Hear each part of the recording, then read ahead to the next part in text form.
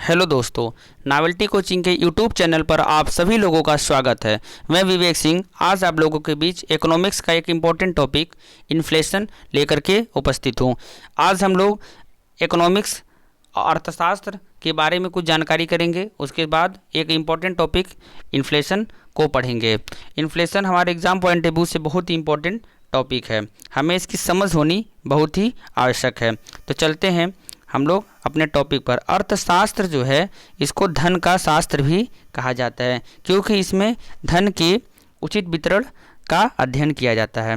जैसे हमारी पृथ्वी पर जो भी संसाधन है वो सीमित है, असीमित है, और सीमित संसाधनों का जो है उचित वितरण करना बहुत ही आवश्यक है, क्योंकि हमारी जनसंख्या दिन प्रतिदिन बढ़ती चली जा रही है और संसाधन हमारे क्या हैं, सीमित हैं। तो उनको जो भी बंटवारा करेंगे उन लोगों के बीच में जो वैकल्पिक, उसी को हम लोग क्या करते हैं, अर्थशास्त्र करते हैं। जैसे हमारी इनकम क्या है, 10,000 रुपये है, सीमित है ना, लेकिन हमारी इच्छाएं बहुत सारे हैं, हमारे यूजेस बहुत सारे हैं। जैसे हमें अपने खाने पर कुछ पैसा खर्च करना है, फूड पर कुछ पैसा हमें अपने हेल्थ पर खर्च करना है, कुछ पैसा हमें अपने एजुकेशन पर खर्च करना है, कुछ पैसे हमें मनोरंजन पर, एंटरटेनमेंट पर खर्च करना है, कुछ पैसे हमें भविष्य में सेविंग के लिए बचानी है।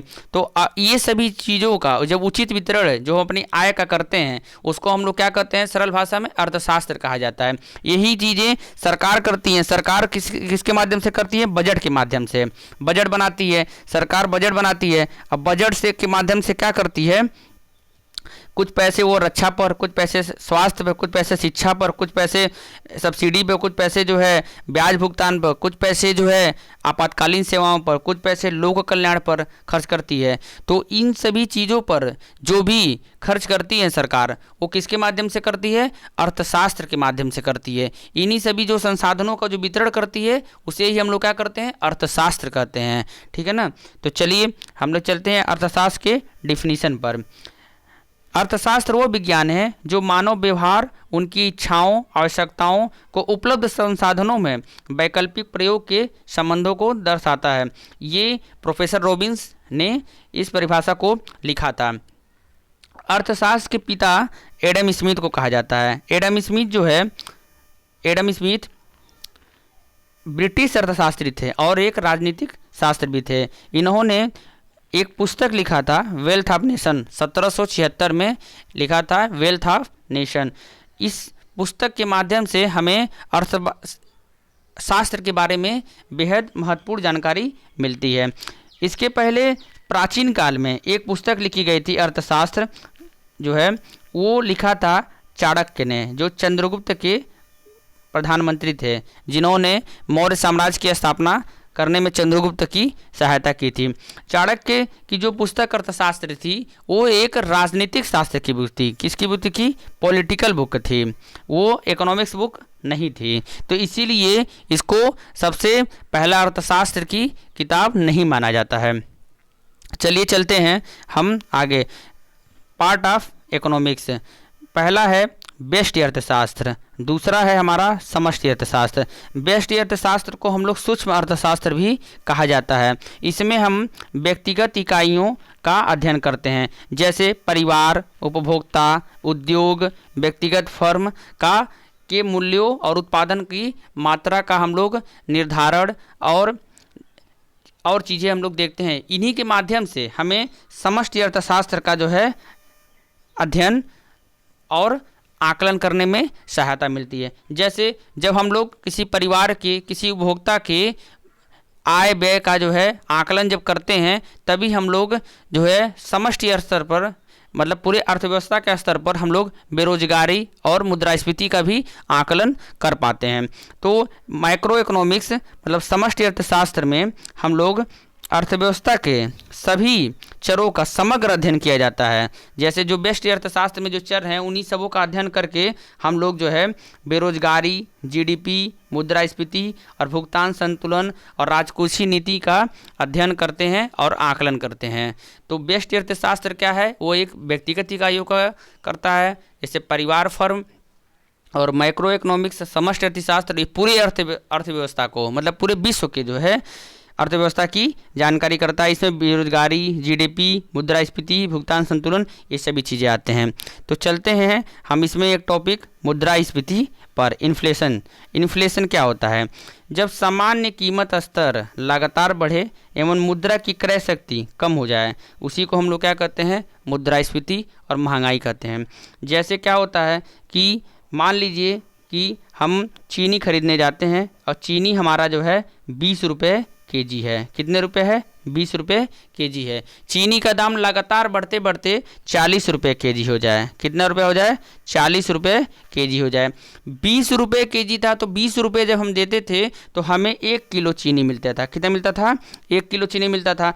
अब जब चीनी का दाम बढ़ के 40 रुपये हो गया तो हम 20 रुपये जब लेकर के जाते हैं तो हमें कितना चीनी मिलता है? हमें 1/2 केजी चीनी मिलता है। कितना मिलता है? 1/2 केजी। अभी बताइए कि उसी 20 रुपये में पहले 1 केजी चीनी मिलता था, अब उसी 20 रुपये में हमें आधा केजी मिल रहा है, 1/2 केजी मिल रहा है। तो इसका मतलब ये हुआ कि हमारे जो मुद्रा है उसकी क्रय शक्ति में क्या हो गई? कमी हो गई। तो मुद्रास्फीति में यही होता है कि मुद्रा का जो है क्रय शक्ति में कमी हो जाती है। तो मौद्रिक आय तथा वास्तविक आय में असंतुलन होने के कारण भी मुद्रास्फीति, जो हमारी आय होती हैं और जो हमारी मतलब मौद्रिक आय होती हैं और जो वास्तविक आय होती हैं, उन दोनों में जब असंतुलन हो जाता है तो उसी में मुद्रास्फीति की स्थिति उत्पन्न हो जाती है।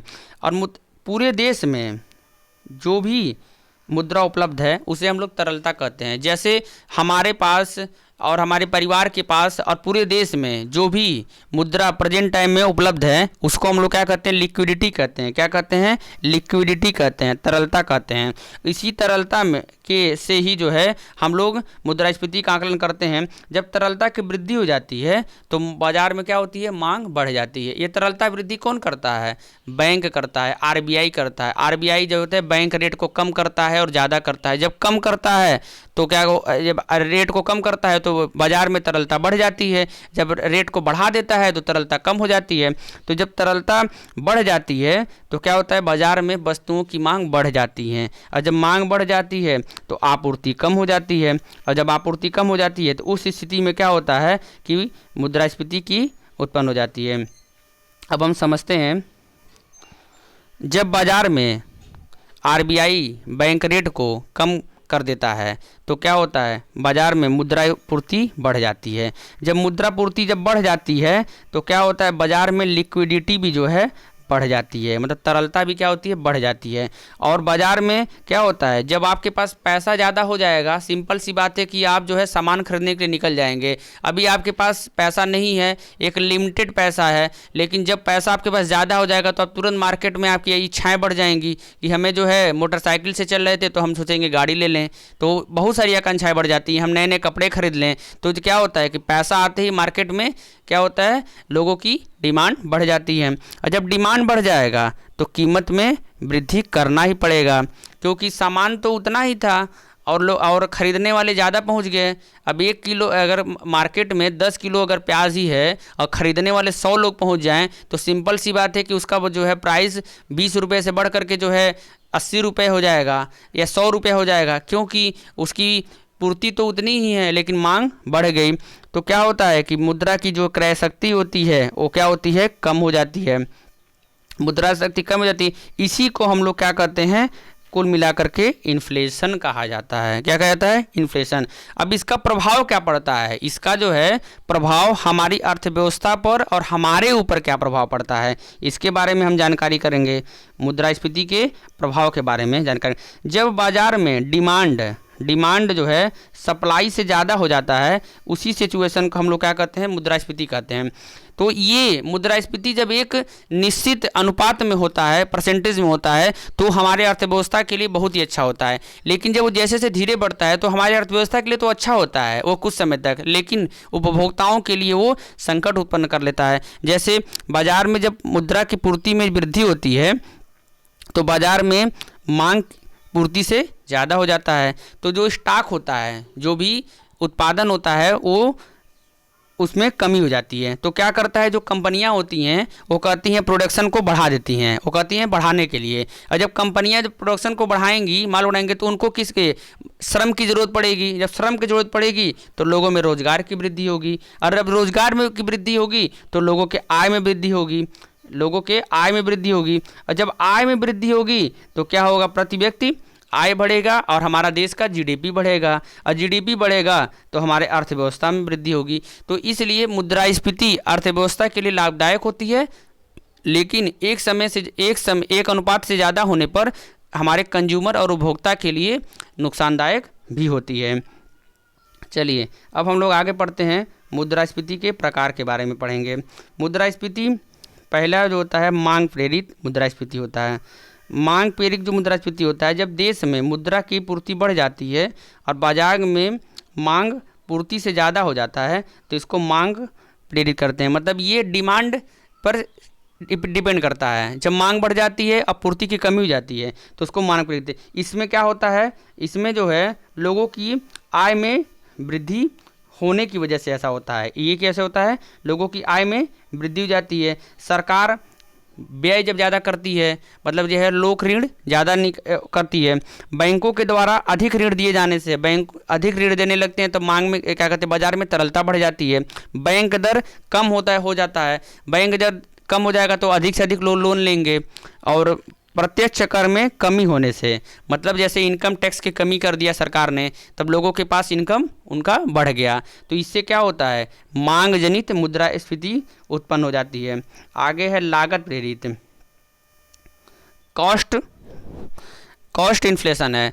तो कॉस्ट इन्फ्लेशन में क्या होता है, कॉस्ट पुल इन्फ्लेशन जो होता है, इसमें जो भी उत्पादन के संसाधन हैं उसमें जब वृद्धि हो जाती है, जैसे श्रम, पूंजी, और जैसे मान लीजिए कि मार्केट में कच्चे तेल का दाम बढ़ गया, अंतर्राष्ट्रीय मार्केट में कच्चे तेलों का दाम बढ़ जाने से हमारा क्या होगा, तेल का दाम बढ़ जाएगा। जब तेल का दाम बढ़ जाएगा तो जितने भी ट्रांसपोर्टेशन करके जो भी सामान आ रहा है वस्तुओं और सेवाओं का, वो सब क्या होगा, बढ़ जाएगा उनका दाम। तो ये क्या होता है, लागत प्रेरित मुद्रास्फीति इसको कहते हैं। जब ये श्रम के और ईंधन या जो भी उत्पादन के जो कारक हैं उनके लागत में वृद्धि होने से जो भी वृद्धि होती है उसको हम लोग क्या कहते हैं, लागत प्रेरित मुद्रास्फीति करते हैं। ये क्यों होता है, इसका कारण क्या है, ईंधनों की कीमत में वृद्धि, खाद्य आपूर्ति में संकट, प्राकृतिक आपदा आने से ये होती है। तीसरा क्या होता है, रेंगती मुद्रास्फीति। रेंगती मुद्रास्फीति जब बाजार में वस्तुओं और सेवाओं की कीमतों में वृद्धि हो लेकिन 3% तक स्थिर हो, मतलब हल्का हो। ये उपभोक्ताओं के लिए तो अच्छा होता है लेकिन हमारी अर्थव्यवस्था के लिए उतना अच्छा नहीं होता है, क्योंकि मुद्रास्फीति जब थोड़ा ज़्यादा होगा तो हमारे अर्थव्यवस्था के लिए वो अच्छा होता है। जैसे चलती मुद्रास्फीति, इसमें क्या होता है कि वस्तुओं सेवाओं के मूल्य में वृद्धि होती है लेकिन 4 से 5% तक स्थिर होती है। ये भी उपभोक्ताओं के लिए भी अच्छा होता है और अर्थव्यवस्था के लिए भी अच्छा होता है, थोड़ा सा और अर्थव्यवस्था में वृद्धि होने लगती है। उसके बाद तीसरा है दौड़ती मुद्रास्फीति। दौड़ती मुद्रास्फीति, इसमें क्या होता है, वस्तुओं और सेवाओं में लगातार वृद्धि होती है जो बढ़ करके लगभग 9% पहुंच जाती है। तो ये जो मुद्रास्फीति होता है ये उपभोक्ताओं के लिए हानिकारक होती है, क्योंकि वस्तुओं का दाम मार्केट में बहुत बढ़ जाता है, लेकिन हमारे अर्थव्यवस्था के लिए ये बहुत ही लाभदायक होती है, क्योंकि अर्थव्यवस्था में जब भी मांग बढ़ता है तभी मुद्रास्फीति बढ़ती है, और जब मुद्रास्फीति बढ़ती है तो इसका मतलब जो है उत्पादन में वृद्धि होती है, और जब उत्पादन में जब वृद्धि होती है तो हमारी जीडीपी में भी वृद्धि होती है। उसके बाद है गैलोपिंग इन्फ्लेशन। जब वस्तुओं सेवाओं का मूल्य 10% को पार कर जाता है और कभी कभी 100% पहुंच जाता है तो इसमें मुद्रास्फीति बहुत ज़्यादा बढ़ जाती है।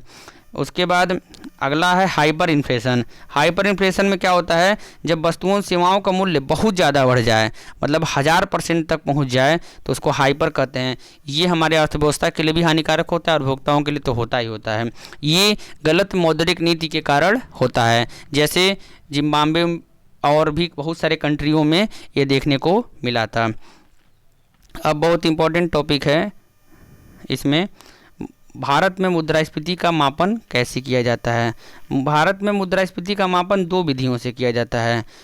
एक होता है कंज्यूमर प्राइस इंडेक्स, जिसको हम लोग बोलते हैं उपभोक्ता मूल्य सूचकांक, और दूसरा होता है WPI, जिसको हम लोग बोलते हैं थोक मूल्य सूचकांक।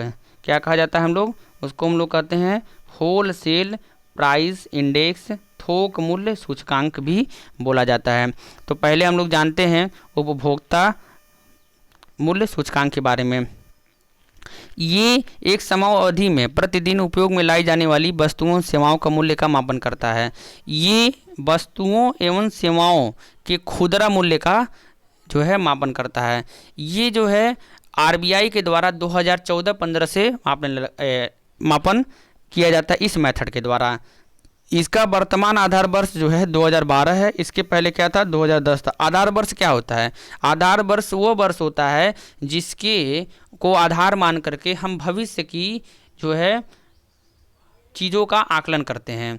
जैसे आधार वर्ष उस वर्ष को लिया जाता है जिसमें कोई भी प्राकृतिक घटनाएं न हुई हों और एक नॉर्मल सामान्य रूप से वृद्धि हुई हो, तो उसमें जो भी कीमतें और जो भी चीज़ें होंगी उनको जो है आधार मान करके हम भविष्य का जो है आकलन करेंगे, तो उसको हम लोग क्या बोलते हैं, आधार वर्ष करते हैं। जैसे पहले 2010 था, प्रेजेंट में 2012 है। इसका मापन केंद्रीय सांख्यिकी संगठन के द्वारा किया जाता है। अब देखिए आगे देखिए, खाद्य वस्तुएं, ये वस्तुएं मुख्यतः मानसून पर निर्भर करती हैं। ऊर्जा एवं ईंधन से संबंधित वस्तुएं जिनका अंतर्राष्ट्रीय बाजार में कीमतों में उतार चढ़ाव के गढ़े मुद्रास्फीति होता है। सीपीआई के अंतर्गत मापे जाने वाले जो क्षेत्र हैं, ग्रामीण क्षेत्रों में 448 वस्तुएं हैं और शहरी क्षेत्र में 460 हैं। तो ये भी बहुत इंपॉर्टेंट है, पूछता है कि सीपीआई के अंतर्गत ग्रामीण क्षेत्रों में कितने हैं, 448 और शहरी क्षेत्रों में 460 हैं। ठीक है ना। चलिए आगे चलते हैं हम लोग। WPI ये समयावधि में थोक मूल्य को, सीपीआई जो है खुदरा मूल्य को करता है और थोक मूल्य सूचकांक जो होता है वो हमारा थोक वस्तु की कीमतों में परिवर्तन करता है।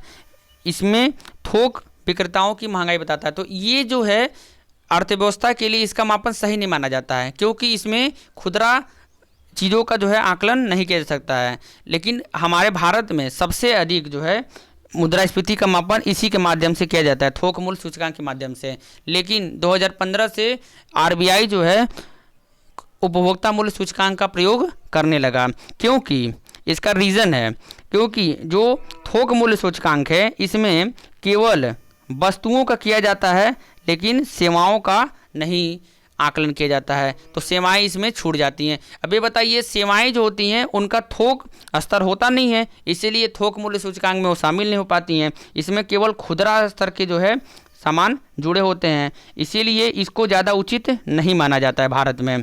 चलिए आगे करते हैं। इसमें इसका वर्तमान वर्ष जो है आधार वर्ष 2011-12 है। पहले 2005-4-5 था और उसके पहले 1993-94 था। इसमें 696 वस्तुएं वर्तमान में हैं, अब पहले 676 वस्तुएं शामिल थीं। Reserve bank of India CPI को आधार वर्ष बना रहा है। तो मैं आपको पहले ही बता चुका हूँ, मुद्रास्फीति से प्रभावित वर्ग, मतलब इससे कौन लाभान्वित होते हैं और कौन हानि होते हैं। लाभान्वित वर्ग ऋणी लोग जो होते हैं और जो देनदार होते हैं इस वक्त लाभ में रहते हैं। कृषक और उत्पादक और व्यापारी भी लाभ होते हैं, क्योंकि सामान उत्पादन ज़्यादा होता है और क्या होता है उनको अच्छा मूल्य मिलता है और रोजगार में वृद्धि भी होती है और मुद्रास्फीति से अर्थव्यवस्था में वृद्धि होती है, ये हम पहले आपको बता चुके हैं। और हानि वर्ग लेनदार और ऋणदाता इसमें हानि होते हैं, गरीबों को हानि होती है और उपभोक्ताओं को जब मुद्रास्फीति ज़्यादा हो जाती है तो उपभोक्ताओं को भी हानि होती है। आगे हम पढ़ते हैं डिफ्लेशन, अपस्फीति। डिफ्लेशन जो है मुद्रास्फीति के एकदम विपरीत कार्य करता है। जब सामान्य कीमतें लगातार कम हो गए और जीरो से भी कम होकर के नकारात्मक में पहुंच जाएं, तो उस स्थिति को हम अपस्फीति कहा जाता है। इसमें क्या होता है, बाजार में डिमांड जो होता है, डिमांड कम हो जाता है सप्लाई से। जब डिमांड कम हो जाएगा सप्लाई से तो बाज़ार में क्या होता है, स्टॉक में वृद्धि हो जाती है। उसके बाद स्टॉक में जब वृद्धि हो जाएगी तो उत्पादन कम हो जाएगा। उत्पादन कम होगा तो नौकरी से लोग निकाल दिए जाएंगे और बेरोज़गारी बढ़ जाएगी, और जब बेरोज़गारी बढ़ जाएगी तो लोगों की आय कम हो जाएंगी, आय कम हो जाएगा तो जीडीपी कम हो जाएगा। तो ये मुद्रास्फीति के एकदम विपरीत होता है। आगे पढ़ते हैं हम लोग, मुद्रास्फीति जनित मंदी, इसको हम लोग स्टैगफ्लेशन बोलते हैं। जब मुद्रास्फीति और मंदी एक साथ होती हैं तो उस स्थिति में क्या होता है, स्टैगफ्लेशन होता है। इसमें बेरोजगारी की दर बहुत बढ़ जाती है। ये अर्थव्यवस्था की सबसे चुनौतीपूर्ण स्थिति होती है।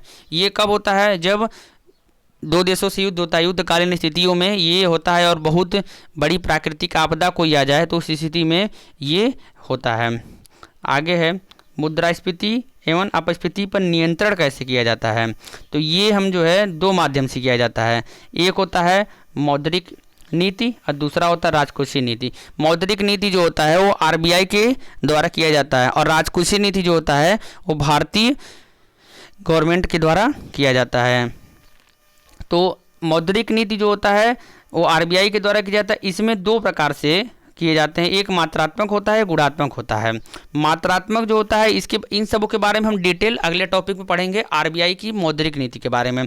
मात्रात्मक में हम बैंक दर होता है, इसमें क्या होता है, बैंक दर होता है, रेपो रेट के माध्यम से होता है, रिवर्स रेपो रेट के माध्यम होता है, मार्जिनल स्टैंडर्ड फैसिलिटी के माध्यम होता है। इसके बारे में हम डिटेल जो है पूरा अगले टॉपिक में पढ़ाएंगे जो है अगले वीडियो में। कैश रिजर्व रेशियो, इसी में जब मुद्रास्फीति बढ़ती है, मंदी आती है, तो इसी में हम लोग जो है वृद्धि और कमी आरबीआई करके मुद्रास्फीति पर कंट्रोल करता है, तो हम लोग इसके बारे में पढ़ेंगे।